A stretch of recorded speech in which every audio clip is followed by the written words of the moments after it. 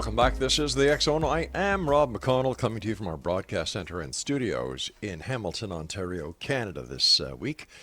If you would like to send us an email, xzone at xzoneradiotv.com, on all social media sites, Xzone Radio TV.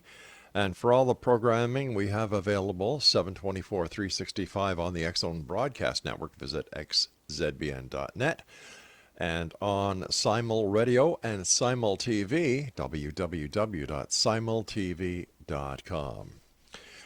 My guest this hour, X Zone Nation, is the author of the explosive book, UFO Highway. Anthony Sanchez is the founder of Umbra Research, a group dedicated to understanding the hidden aspects and the mysteries behind UFO alien phenomena and the paranormal. Anthony and his team of investigators have visited such locations as Area 51, Dulce, New Mexico, China Lake, in addition to multiple reported UFO crash retrieval sites, most recently Yosemite, California, where he filmed for a broadcast network. He currently works to bring public awareness of underground facilities, alien-human hybrids, Greys, and UFOs. Now, during the day, Anthony owns and operates the world's #1 paranormal software company for Windows, Ghost Hunter Apps. And his website is www.ufohighway.com. And Anthony, welcome to the X Zone. Thank you for having me, Rob. I appreciate it.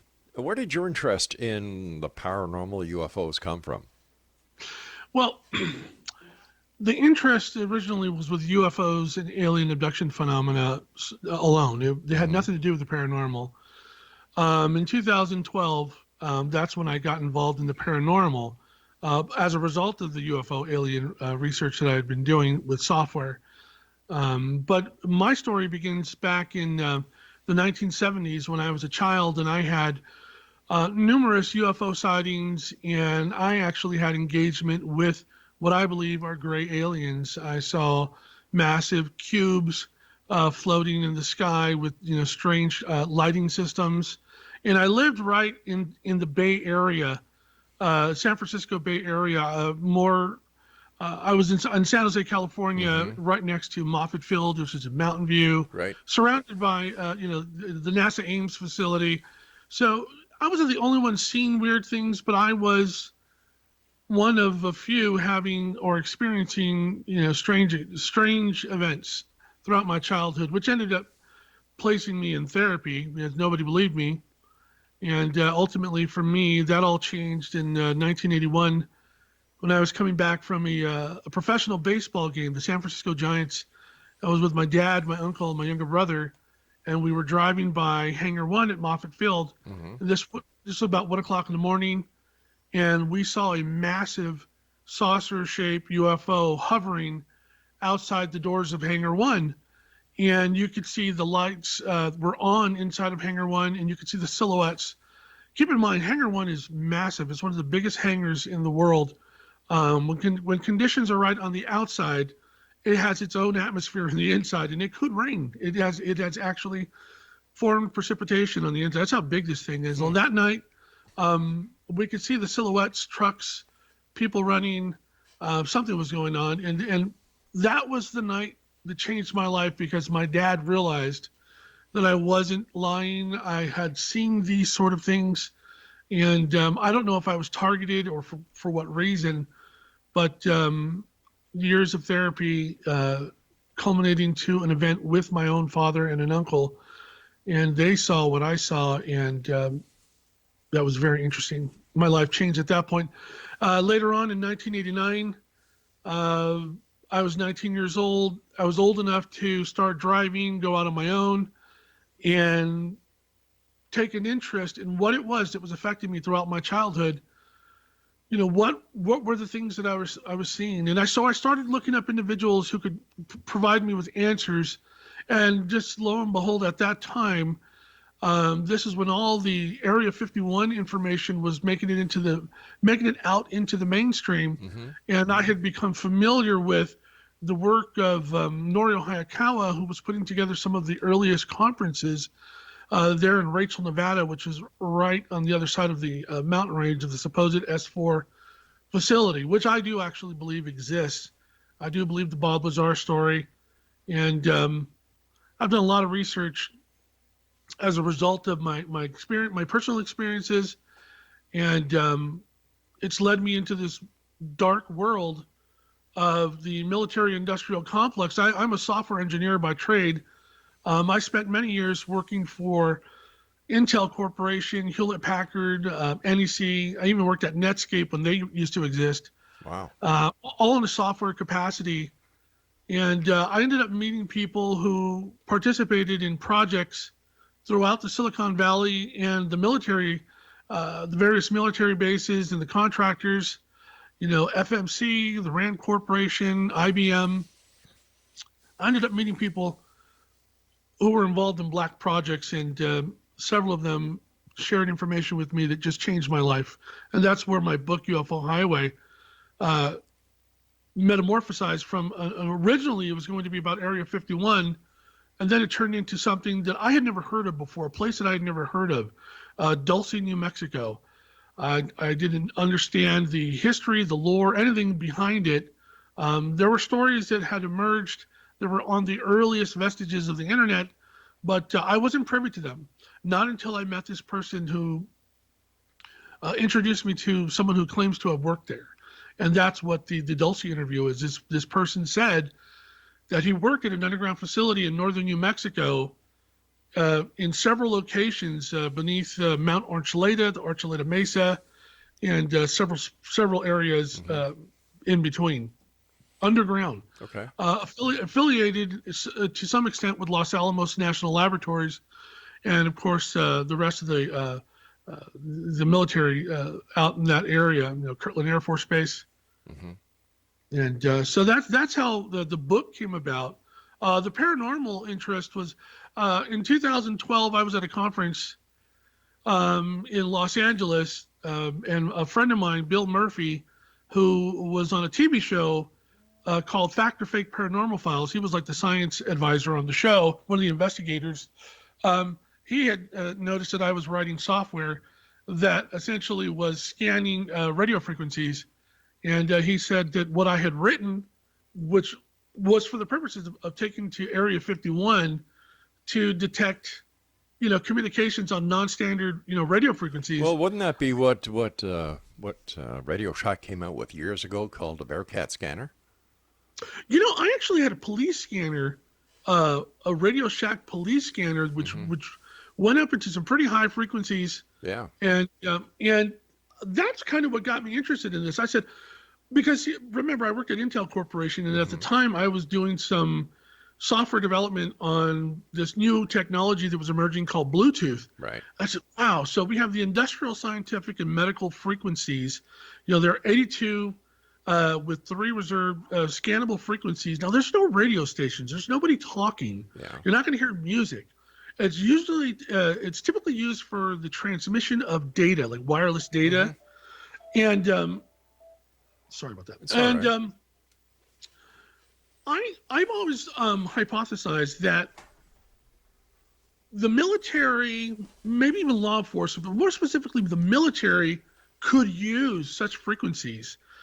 These are the UHF, ultra high frequencies, that they could use them for communication, and we wouldn't know. we would just be clueless to their activities. Right. You wouldn't be able to eavesdrop. Right. So because I know that there's no music, there's no radio stations, there's no discussions of any sort, I am familiar with pattern matching algorithms, so I can do pattern recognition. And I said, okay, what I'm going to do is I'm going to assign audio phonemes, just sounds, just typical sounds that can be broken up into minute little pieces by the thousands. And I'm going to assign each one of them a numerical ID, like a 128-bit signature. And I'm going to make them only play if a specific frequency hits a specific signal strength. And by doing that, I walked away with a bunch of strange patterns that were not natural by any means. So I did discover that something was being communicated in and around the periphery of Area 51, and I would go there quite often using my software, and I knew how to boost ultra high frequency scanning for Bluetooth, from 32 feet up to 2 miles. All right, I could get stand by, Anthony. We've got to take a break. Yep. Exonation, our guest this hour is Anthony Sanchez. His website is www.ufohighway.com. And we'll be back on the other side of this break as we continue here in the X Zone from our broadcast center and studios in Hamilton, Ontario, Canada. Don't go away.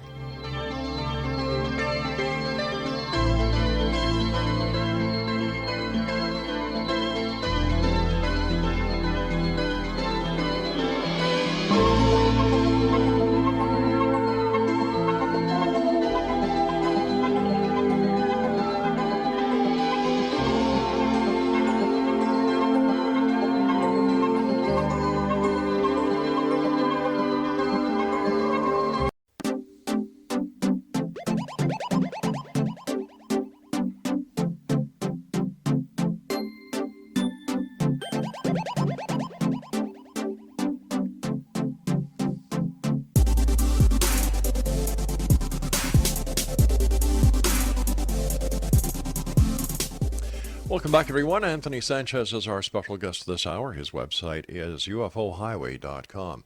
Now, Anthony, before we went to the commercial break, we were talking about how you were able to, using your software, boost a Bluetooth signal from, what was it, a couple of hundred feet to a couple of miles. Right. Mm-hmm. Well, 32 feet to 2 miles. Yeah. And there were a couple of occasions where I actually extended it out to 5 miles. Okay. So doing that, anyway, so that was the whole reason why I developed that software. I wanted to go to Area 51, and I wanted to see, are there, not just Area 51, I also, probably going to get in trouble, but I went to Beale Air Force Base, China Lake, Edwards Air Force Base.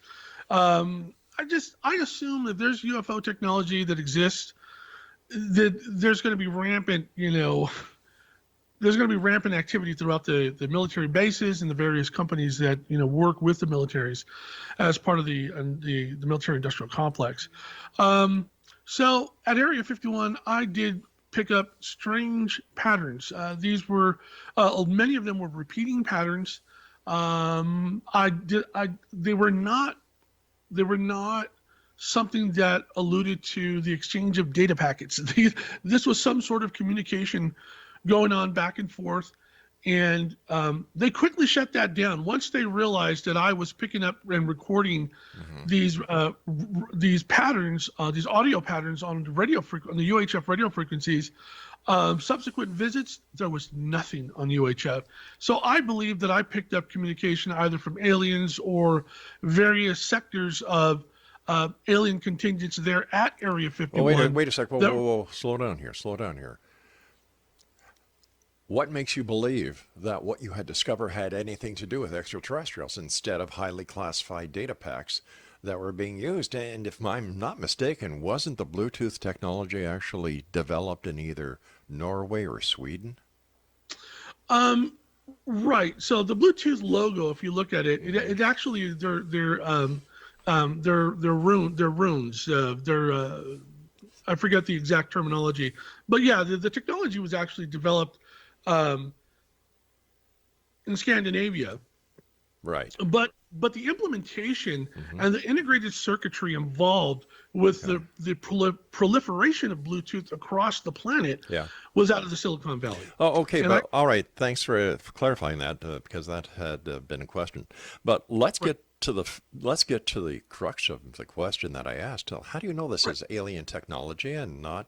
Well, it's just a guess that, the patterns that I was picking up were, let's say there is an S4 facility right there where I was, where the hope was coming from, that the communication was coming from that facility.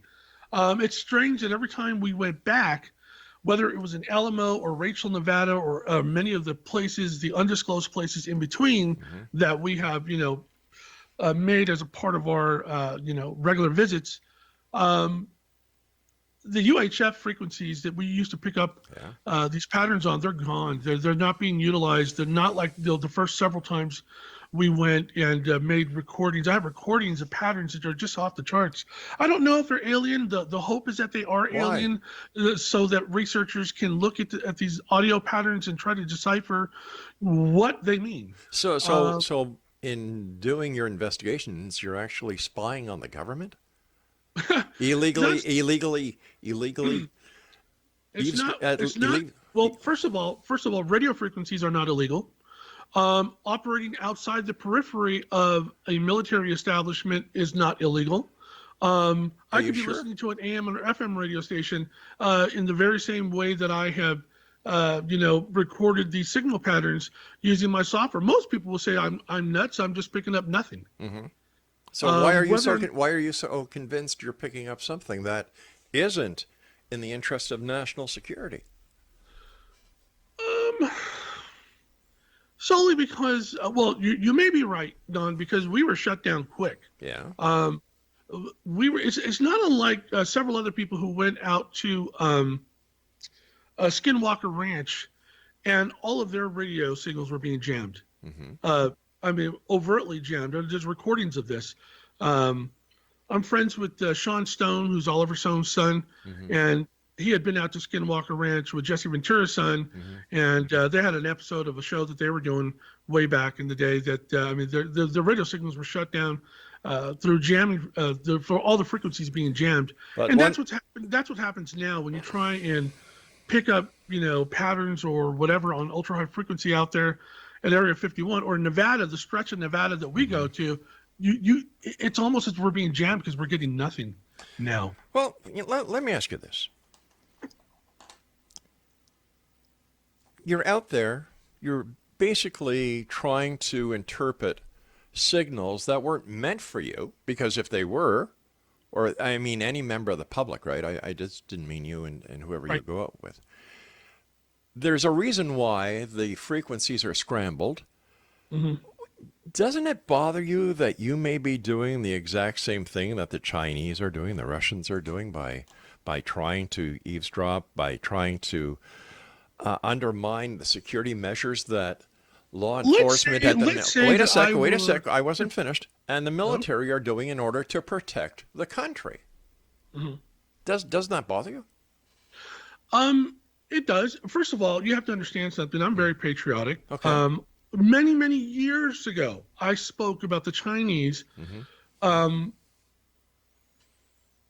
compromising integrated circuitry. This is on record. There are radio shows of me Yeah. years ago talking about, because I remember I was an engineer working for Intel Corporation, NEC, and Hewlett Packard, and 3Com. Okay.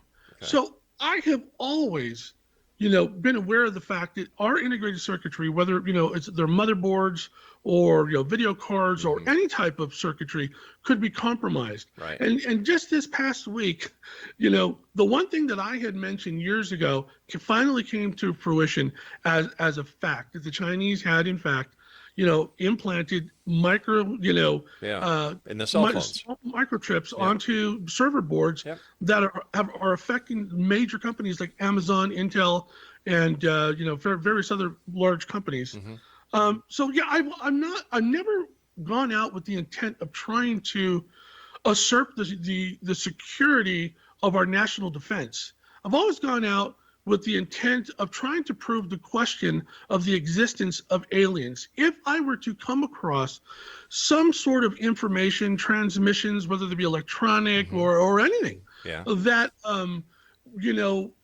had to do with the national defense of all of North America, Right. I would immediately go to the military, the FBI, and let them know what I have found. I would never try to suppress information or make a discovery that would harm national defense or But- or But Right. how do you know the techniques and the methods that you are using, which apparently have been discovered by the people who are using the transmissions? Because apparently you were saying that you pick up nothing these days in certain areas where the chatter was quite frequent.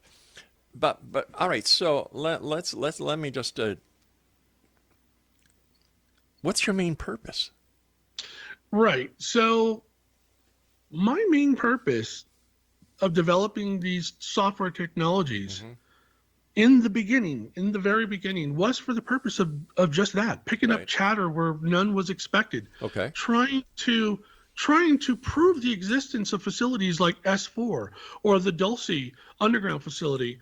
That was the purpose. But why? That was the sole purpose. Why did that need to be proved? Who cares? A lot of people care. Thousands of people care. But A lot of people who've been abducted, part of my lab programs, hold on those here. are military abduction scenarios. Those people care. Now, you know for a fact that people have been abducted by the military? Without a doubt. As some of the research that I've done there in Dulce alone has presented factual data that the military were conducting a lot of the cattle mutilations that were taking place there. And I got that directly from law enforcement and landowners of the ranches in question where this had occurred. A friend of mine, Edmund Gomez, whose family owned a ranch there in Dulce, New Mexico for well over 100 years. They were part of the cattle industry, and they had to abandon their ranch, the business, and move into the grocery business, because they were just losing too many heads of cattle, and they were finding cattle with phosphorus materials. They had sightings of military helicopters, personnel from the military doing things there. In 2016, I attended a conference. I was invited to speak at the Dulce UFO Underground Base conference, right there in Dulce, New Mexico, and I met up with Linda Moulton Howe. And she and I had a conversation that went well into 2 o'clock in the morning, into early morning, on that subject matter alone. And we, it's quite clear, and this is factual evidence. I'm not just playing a guessing game here. I actually spoke with law enforcement, and I've seen physical evidence, photographs of. Wait a sec. You said you've seen physical evidence. Did you see physical evidence, or did you see photographs? Oh, well, photographic evidence. That Yeah, you didn't take it. Okay. All right. Yeah, thank you for correcting me. All right, Yeah, stand by. We've got to take our news break at the bottom of the hour. And Nation, Anthony Sanchez is our guest. His website is www.ufohighway.com. And we'll be back on the other side of this news break as we continue here in the X Zone from our broadcast center and studios in Hamilton, Ontario, Canada. And you're listening to us around the world on the Mutual Broadcast Network, Talkstar Radio Network, X Zone Broadcast Network, iHeartRadio, Simul Radio, and Simul TV. We'll be back on the other side of this break. Don't go away.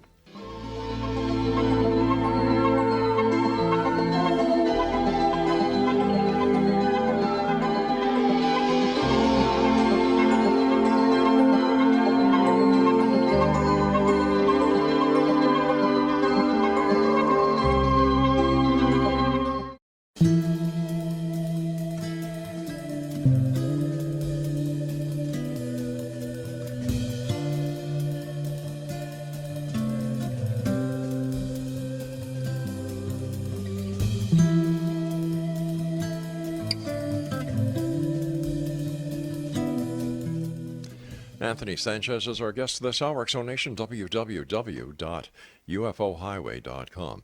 Anthony, why would the military or any of the other federal forces need to covertly mutilate animals?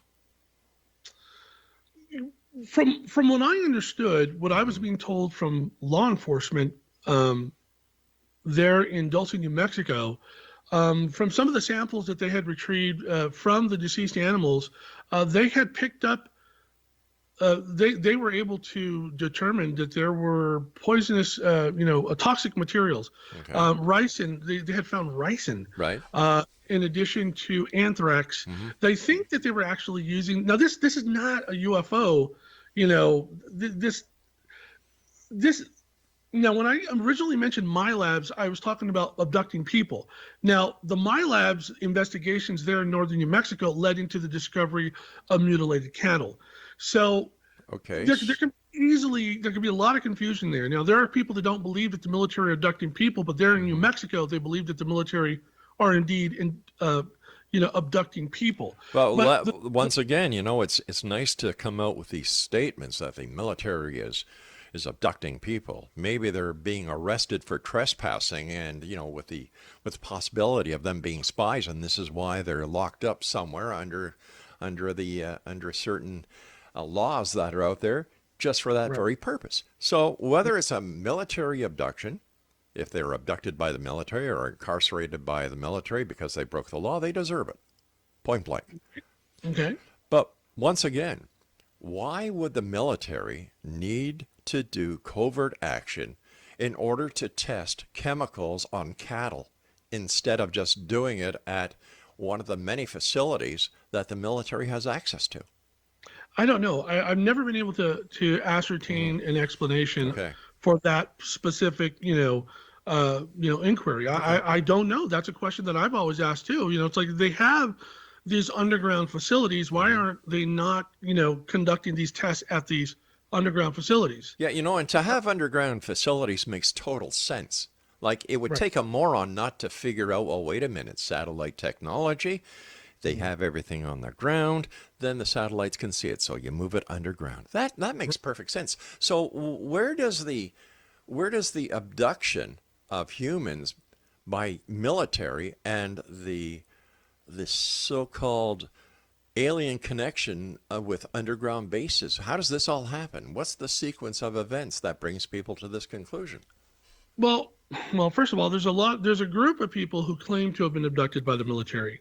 These are survivors of MILABs, military abductions. I'm not a part of that community. Okay. I know people from within that community through my research. Right. But there is a large community of people that are out there that claim that there are programs within the government that abduct people for the purpose of experimentation, superhuman, super soldiers, the development of super soldiers, things like that. That's not my area of expertise. Okay, what is your area? What is your area of expertise? Let's get to that. Deep underground military bases, the investigation of deep underground military bases, and engagement with gray aliens, people who claim to have been abducted, like myself, or have had experiences with aliens. Just so you don't think that I'm crazy and I'm not doing my due diligence with regards to understanding of this whole phenomena, or have never had information that is of any importance. So let me give you a little bit of history, just real quick, briefly. I was on Jerry Pippin's radio show. This was back in 2011. And I had shared with him, and then I was on Mel Fabregas' radio show just a few weeks later. And with the two of them, I shared information that had been provided to me from one of my sources, who was out of Lockheed Martin Company, who was telling me about this massive underground facility in China that nobody had known about. It emanated from the Chengdu district, extended all the way to the southern waters. And it was this massive facility, and he said that people were going to assume that it was part of the military, but it wasn't. That it was more of like these advanced living facilities, magnetically grounded, magnetically shielded, and electronically grounded. And I shared that information, and within a few months, a report came out from a professor, Philip A. Carver, who was a Pentagon specialist, a former analyst at the Pentagon specialist. He had conducted a 2-year study with some of his students who, I forget the university, but they had accumulated video evidence, paper trail evidence, and interviews. They have proven that there were 3,000 miles of underground facilities in use by the military in China. Well, my source told me that it was more closer to 3,500 miles, and just a small fraction of it had to do with the military. The majority of it were underground, professional and personal, state-of-the-art, living quarters, living facilities, to live in and operate in. Within a week of that report coming out from Philip A. Carver, a congressional hearing was prompted because of that, and they did a whole series of Senate committees and congressional committees delving into that, and they were wrong in many aspects of the report. If we're going to fall in line with the information that I was provided through my source. And it kind of makes sense, why would a country with vast financial resources construct some sort of, underground living facility? It's funny that at the same time, it's very simple. Once again, yeah, it's a very simple thing, because anything underground cannot be observed by satellite technology. That makes total sense. Like, this is no big secret. The Canadian government has Carp, Ontario, where they do the same thing.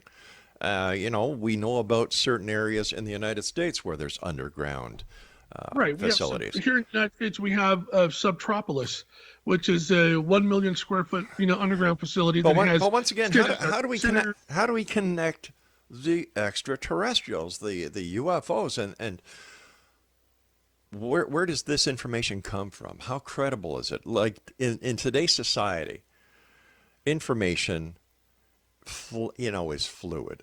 There's so much disinformation out there, especially on the internet, because in my opinion, the internet is the largest septic tank that mankind has ever created, because there's more crap on it and in it than any other source of misinformation in the world. Right. It's a very powerful tool, while at the same time being a very deceptive tool. Right. I've always believed that. Mm-hmm. So yeah, trusting the information, then the information source is something of, something that's really critical, to trying to establish, the truth. And you were talking about the two radio shows where this China underground facility was talked about, and then how in time there was a Senate hearing on it. And that is nothing unusual in this industry. We get at least 10 requests a year from different government agencies to supply them with the unedited versions of our shows. We do that. We've got nothing to hide. Right.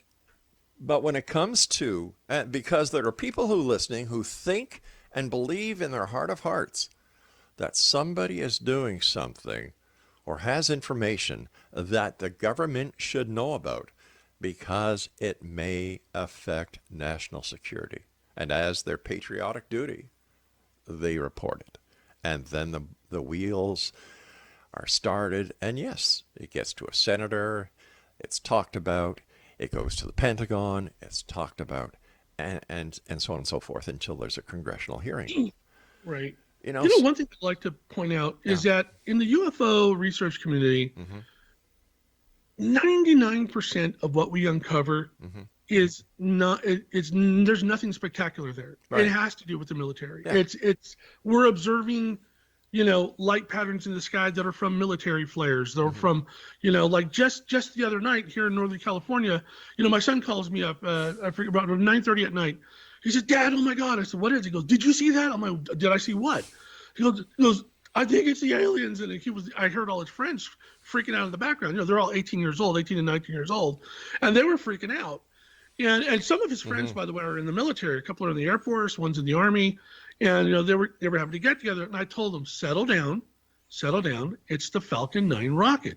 This was announced 2 weeks ago that on this very evening, a lot of people are going to freak out. They may hear sonic booms, or they may see strange, bright light patterns in the sky for a brief moment. It's the Falcon 9 rocket. And so then, I was able to calm everyone down. But that's typical. That's typical of what we get in UFO research. It's that 1%. That 1% that comes from, dark corners of the information circles. For instance, I have worked for over 20 years in the Silicon Valley, and I have worked with multiple people who have come from the military and from the military-industrial complex, who will not share anything of what they have done, and that's understandable, because they're beholden to whatever agreements that they have in place, whether it be through private contractors, that's right, and the military, or solely through the military. Now, there are individuals who have approached me over the many years who have come forth and said, we're doing something and it's not right. It's not right. It goes against, various morals that, could be applied to all of humanity. So one of the big projects that I uncovered was something called Leonid. And at first I was like, well, this is something that was shared with me, and I thought it was a Russian project or something, because the name Leonid. Sure. And then I was told it's not a name; it's an acronym. It stands for Low Earth Orbit Nanosatellite Interceptor Defense. It is a multifaceted weapon system that is being developed. It's very dangerous. There's a huge component that is based on artificial intelligence, and it has autonomous capabilities. And I heard that, and I was like, oh my God, they're developing something that could turn against its human operators. That's exactly what they were developing. Now, I got approached by the Air Force Office of Special Investigations. All right, hold on. We're going to have to take our final break, so please stand by. X Zone Nation, our guest this hour is Anthony Sanchez, and we'll be back on the other side of this break as we wrap up this hour here in the X Zone from our broadcast center and studios in Hamilton, Ontario, Canada.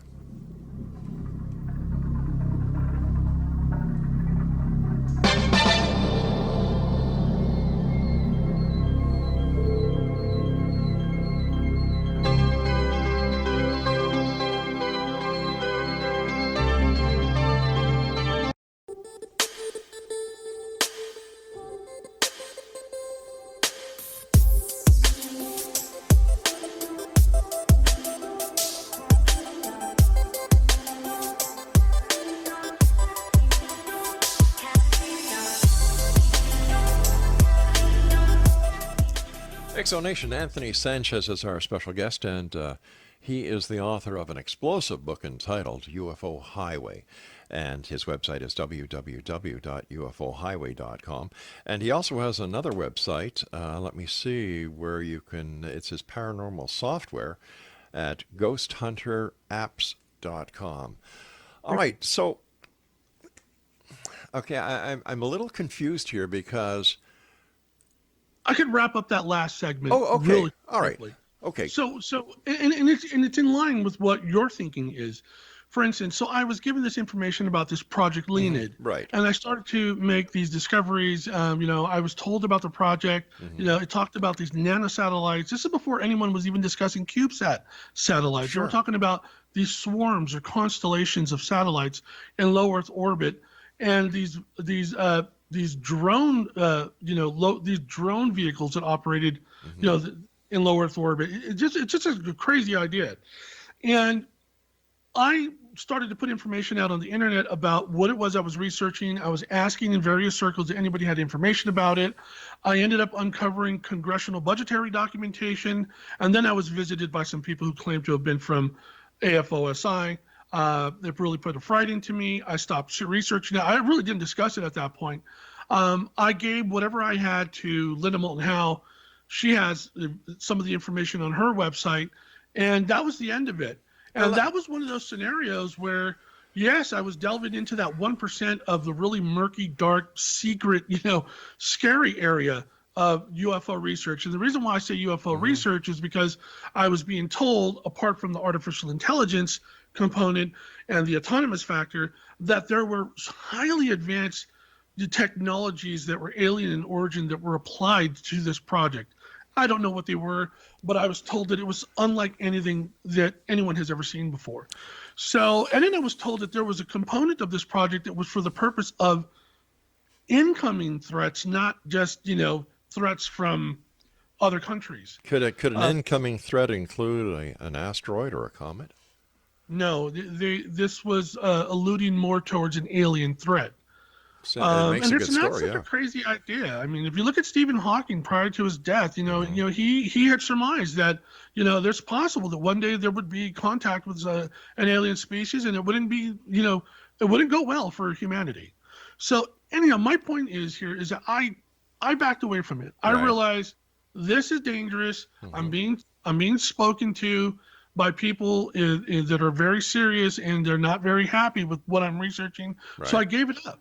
I just gave it up. I had a website called projectleonid.com. I obliterated it. I took it off, and I did everything in my power to obliterate all facets of that, and I walked away from it. You see, this is what I was talking about before when I was saying, you cross that line. You think that, this information has got to get out there because it's wrong that the government should be doing something so evil as protecting not only the people of the United States, but also in many parts of planet Earth. And if we have the technology, the bad guys also have the technology. So where does, as a citizen, I want to know what gives UFO geeks the authority to do something that might endanger my country, my safety, and the safety of those other people who live in this country. What gives you guys the rights? There's no authority. There's no authority, by any governing body given to any UFO researcher. But what gives you guys the rights to do this? Like, take up a hobby, take up knitting, take up stargazing. Why go after secrets that are none of your business? Why question why the Earth goes around the sun? If Galileo had just fallen in line with the church at the time, we'd still be thinking that we live on a flat planet. We'd still be thinking that the Earth is at the center of the universe, that the sun goes around the Earth. And it's not fair of you to say to the UFO research community, why ask questions? Of course we know that there are various questions, various areas that we are going to possibly overstep a boundary that could affect others. And that's when the individual researcher has to make the intelligent decision and the wise decision to walk away, like I did in that one instance. I said, you know what, this is something bigger than trying to answer the UFO alien phenomena question. Right. There's something bigger at play here that could have an adverse effect on North America. All right. We see these pictures. We see these pictures that so-called researchers, to me, I call them UFO hillbillies. They go onto Area 51 where it says blatantly, do not, no trespassing. And then they wonder why, number one, nobody believes them. Number two, why they're under the microscope of government agencies. And they're so blatant, like, oh, look what I did.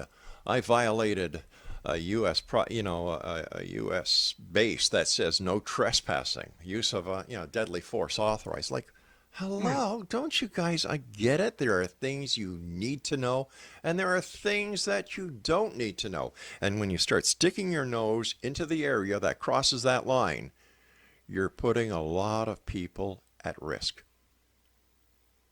Especially when it goes out all over the internet, and in plain English, it pisses me off. I feel your concerns. I understand that, and I have a background in technology. I have a degree in engineering. I was born in the Silicon Valley. I was programming by the time I was 10 years old. This is, for me, I've had these experiences, in my childhood. Yeah. And I'm not going to have anybody tell me that I didn't experience what I know I experienced. Yeah, well, I didn't. Not one time during this hour did I, did I challenge your experience. Saying that's where my interest comes from. And you said, what gives us the authority? None of us have the authority to do anything. But if we don't, step outside of the box and ask questions, we'll never truly know anything about the world. There are things you should know, and there are things you shouldn't know. Why can't you people just understand that? If the government wanted you to know everything, and if you know it, the bad guys will know it. They would just put it in a newspaper, put it on a government website. Would that make people happy?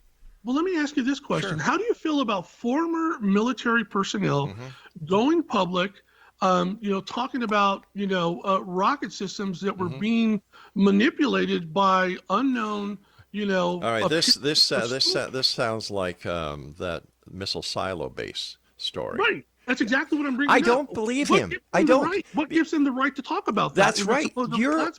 Ben, you are so right. You are so right. They have no right Randall, talking. Robert Salas, all the people that are, were part of that whole, right. So what gives them the right? And why do they get to appear on Larry King, CNN, and have these discussions?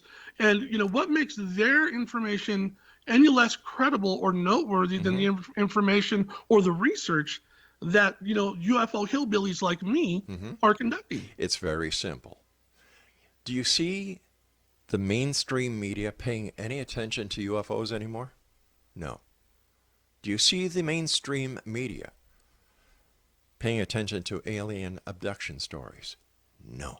Do you see the mainstream media paying any attention to cattle mutilation cases? No.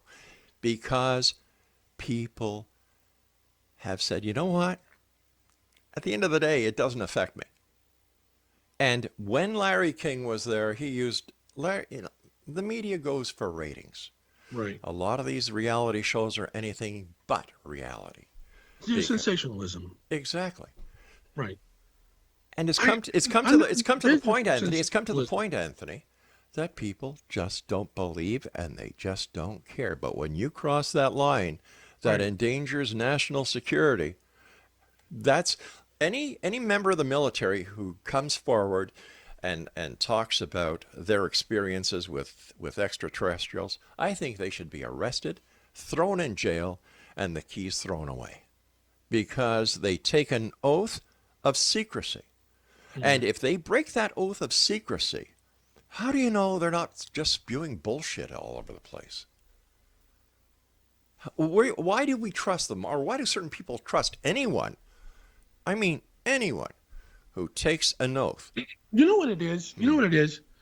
I think that, these individuals who have operated in, whether it be a military, a law enforcement, or some sort of professional capacity, they go about their lives, they're normal people, and then one day, lo and behold, oh my God, it's a life transforming event happens to them, and it does transform them. It makes them question everything.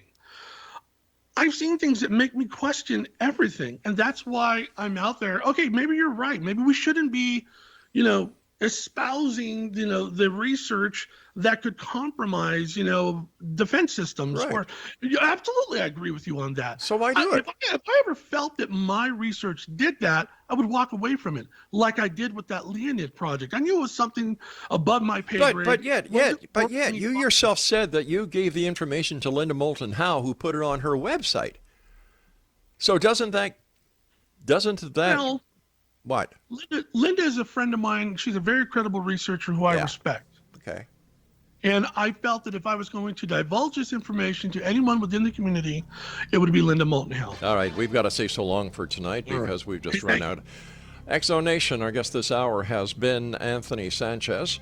And makes no sense to me why these UFO hillbillies want to destroy, infiltrate, and spread the news of something that may have national security implications.